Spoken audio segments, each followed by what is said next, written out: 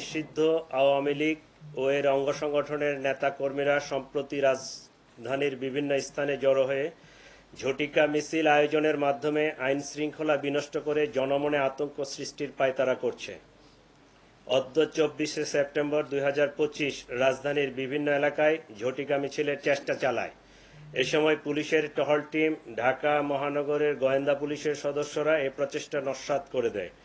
স্থানীয় জনসাধারণের সহায়তায় Bangladesh police, specially DMP police এবং আমাদের গোয়েন্দা পুলিশ এই সকল ঝটিকা মিছিল হতে আজকে এখন পর্যন্ত 244 জন 244 জনকে গ্রেফতার করা হয়। এই সময় তাদের কাছ থেকে 14টি ককটেল এবং 60টি ব্যানার উদ্ধার করা হয়। ডিএমপির ধারাবাহিক অভিযানে ইতিপূর্বে এই ধরনের মিছিল থেকে প্রায় 5 শতাধিক নেতাকর্মীকে গ্রেফতার করা হয়েছে এবং তাদের আইনের আওতায় আনা হয়েছে।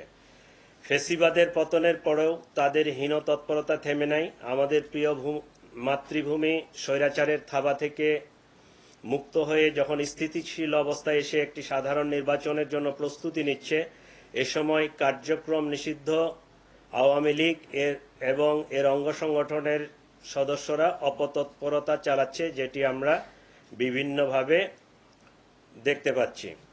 রাজধানীর আইন শৃঙ্খলা স্বাভাবিক রাখতে ঢাকা মেট্রোপলিটন পুলিশ নিরলস পরিশ্রম করে যাচ্ছে। কার্যক্রম নিষিদ্ধ সংগঠনের অপতৎপরতা রোধে পুলিশের পাশাপাশি নগরবাসী সহায়তা করে যাচ্ছে। আমরা তাদের এই সহায়তাকে অ্যাপ্রিসিয়েট করি। আজকে তারা আমাদেরকে এবং আমাদেরকে বেশ ভালোভাবে সহায়তা করেছে। এই সহায়তা যেন ভবিষ্যতেও অব্যাহত থাকে, এই জন্য আমি তাদেরকে আমাদের পক্ষ থেকে, ডিএমপি পুলিশের পক্ষ থেকে উদাত্ত আহ্বান জানাচ্ছি। এবং আপনাদের মাধ্যমে ঢাকাবাসীকে আরও বলতে চাই যে আপনারা নাগরিক দায়িত্ব পালন করবেন। বিশেষ করে বিভিন্ন ফ্ল্যাটে, আবাসিক হোটেলগুলোতে, বিভিন্ন ছাত্রাবাসে এবং এই সমস্ত জায়গায় যদি কোনো নিষিদ্ধ সংগঠনের লোকজন থাকে, জমায়েত থাকে বা তারা কোনো অপতৎপরতা করে, তাহলে আমাদেরকে যদি আপনারা অগ্রিম জানাতে পারেন, তাহলে আমরা কিন্তু এটা আরও ইফেক্টিভলি মোকাবেলা করতে পারবো, তাদেরকে আইনের আওতায় নিয়ে আসতে পারবো।